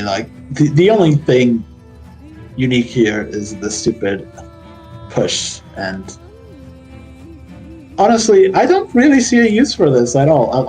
Unless very strict, specific cases that no one would ever think of. There's so many cases in the footage, Like, Irby. What are you because we already denying? Look like Summer This Lee thing getting could his be- positioning. What are you This denying? whole thing could be solved by bringing a ghost mob and ferrying your units to Why would you position. want to bring a ghost bomb who does nothing else? I know, but it already solves it. Any unit that has extended movement can He solve does this other issue. things too, like having Instantly. damage. That's the good part, right? I don't know. I feel like this is pretty underwhelming. Outside of like maybe units that have those turn start effects, and you really want to take advantage of them, or you're using a full team with turn start effects that apply like debuffs on a straight line in front of them. Like this seems very specific to be something that I would actually consider new. But yeah.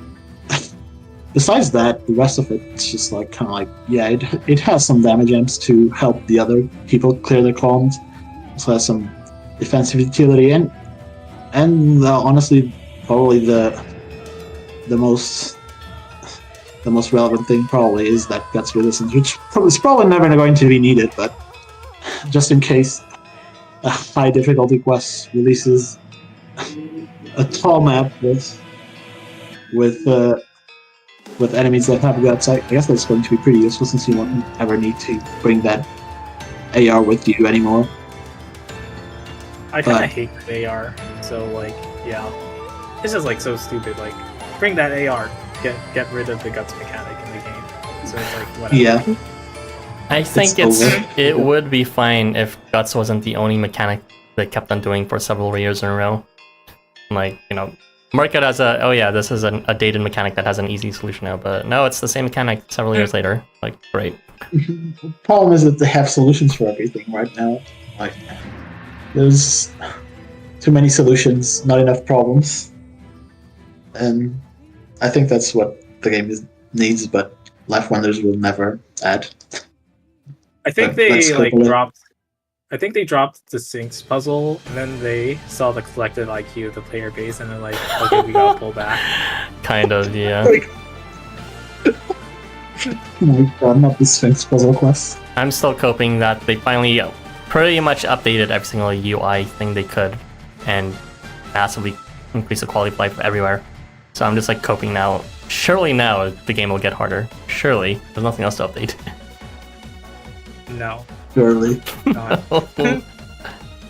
I'll just mention some ARs, I guess, that would be nice. Is that since he's an entertainer, you can equip the Stigma AR. So that's kind of nice for free damage. And since he's like the eternal shot range unit, he can equip the evasion piercing AR. So column clear meta. Oh right. He's also good with that Isaac Turing AR for healing overkill in case that he suffers some flat damage or something. Oh yeah, I heard that he suffers anything like confusion and he just falls off instantly. Yeah, so that would be nice to bring. It's actually kind of a neat AR. I was using on regular Tingos, but it's kind of off topic. Is there one last thing I wanted to say about him? Oh yeah, the reason why I can also see R's point with the positioning thing, but I also kind of agree with Irby in the sense that when it comes to vertical maps, it usually ends up with me just like moving my support somewhere on Vari to the top row, and then boom, that's it. That's the current state of the game, unfortunately. So it's kind of sad that Barong's gimmick, even though it's strong for team potential, I think the Summer Behemoth example you gave Ara is pretty good, since Summer Behemoth is always kind of like iffy to position on turn one. Even though it's like admittedly kind of strong, the state of the game is not matching that, unfortunately, right now. So there we go. Don't worry, the high difficulty quest coming after the Sense will actually be good this time. Trust. I don't Maybe have they'll too even- much hope because Maybe they'll have the regular kits, but with evasion this time. They're gonna have the same status Mahakal as the double evasion, and they're gonna have removable guts at the same time. And then you have to survive for 20 turns. And we just need damage immunity, to be honest. Like, get rid of Oscar wiping. Just like have somebody immune to all damage on turn 1. We need Miniaki back from once and hell. all I'll Come say back to the is, with kits like these, it's clear that whoever is designing the gameplay mechanics does have the, you know, the brains, the actual potential to design good quests too. That's possible. It's not like they're just run by fucking brainlets there. So, you know. Well, they can design kits, but I'm not sure if they can design quests. That's a different question, apparently. Considering, what was even the last hard quest? Like, less 2 years or something. Invaders Clash, and really that was hard just because Fushi had stupid non-obstruct weakening. Bullshit. Yeah, I'm pretty sure. Yeah, I don't really remember a single interesting quest like before Valentine. What's called Snowball Fight. That's when things really went downhill from there. With that stupid Here's Guts on phase 3. That's it. Very cool. Oh, yeah. What was even like the challenge quest for Gangstar? I don't think those were even good either. It's like hit one of them a few times. And it was like the Zhurong and like what is it? Oh, there was one where you had a bunch of cats and yeah, those you needed to hit Zhurong and the other guy something, I don't remember. It was okay, maybe it went down. It wasn't very hard. Yeah. Yeah, but you know, at least they tried, right? It was like an easy mechanic, but it's not like fucking Guts phase 3. Leave it, call it a day then. Yeah. All right, let's enough of this. What's it called despair talk. This Doom's thing. I'm gonna go read that in the chat, and then we can close off the discussion. Yeah. Barong looks like he's straight up. Sorry, you were reading chat, not me. Go ahead. What? Okay. What the hell was that? I was just I getting don't me know. to read it, but then I remembered you were reading it. But I don't know, but literally all my neighbors heard that. And I'm scared now. Barong looks like he's straight up gooning in his alt face. I don't want to look at that. Perun is always a step away from flashing everyone so the banner theme doesn't look weird on him in particular. Lynn says, Barong, ooh, my beloved, I love you so much. Hottest man alive. Interesting. speak of true. This is like the most passionate Barong stan I've seen. Complete set of Barong. Stripper gang. Like who? Waiting for the update that gives us 2 slots per attribute. Huh? Okay, like for real, I'm not joking. I really forgot he existed. I thought we were done after Perun. I was surprised. Fair. Mustashi if he did not understand the assignment. Barong more like boring get his Hrothgar wannabe ass out of here. Hi guys, almost missed it. Just wait until they bring out Guts Resistance 1. Ara, each UI broke the game makes me fear LW and the code reached their limits. Another 5-star furry ether to the pile. Well, let me think about it. Yeah, 5-star Krampus. I guess that's close enough. Not gonna think about it anymore. Okay. Yeah, that's it, I think. There was Valentine's Snow, I guess. No, he doesn't exist. He's an Evo. I mean, Let's in not like talk about him. recency. Like, we could probably pull out every 5-star furry at that rate. But yeah. True. Okay, that's all the comments. Thank you. So, yay or nay? Hold on this banner? Thinking about it. I'd say yes if you like the units, as usual, but not really if you don't. Love the non-committal Like, answers here. There's nothing. There's definitely things that are new here, but nothing super game breaking here either. So it's kind of like, whatever. There's no willies here, or somewhere else is. Yeah, it's like in a weird state where it's like nobody's like super strong, but it's also a kind of interesting what is it, banner gameplay wise. So I guess like if you really care about like team building variety and want to have fun with like experimenting with team building, then this is a fine banner to pull. But honestly, nobody's like extremely strong when you have like shit like Masashi out there who's like doing everything for free, and last banner we had Jarl and Michael, so whatever. I mean, I do think it's like a solid 8 out of 10 for me. 8 out of 10, that's pretty high. Yeah, I think like Eagle and Knock is a nice pickup to have. Everybody else, they're also kind of okay, but yeah, I put an 8 out of 10 just for the new 4 character, since it's a 4-star and the debuff. The easy access to debuff is nice to have. Yeah, I totally get where you're coming from. I mean, you're right, there's not like any willies here, but there's also like, there's no Baphomets, right? So it's like, no matter what, you'll get at least something decent. Not even just okay, but like pretty decent. The floor being Sarutahiko.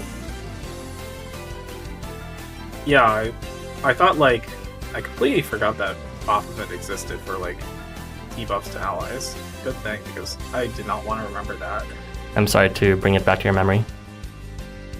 Like, rain. The worst effect we could ever have for like a debuff. Thank God they put in Vanity instead. Like, what's next? They're gonna make people give Obstruct? Jesus. It's gonna bind everyone instantly on phase start. Just for the... that won't even trigger any debuff effects, that's funny. But yeah, I guess we could talk about more about... we might as well just close it off here.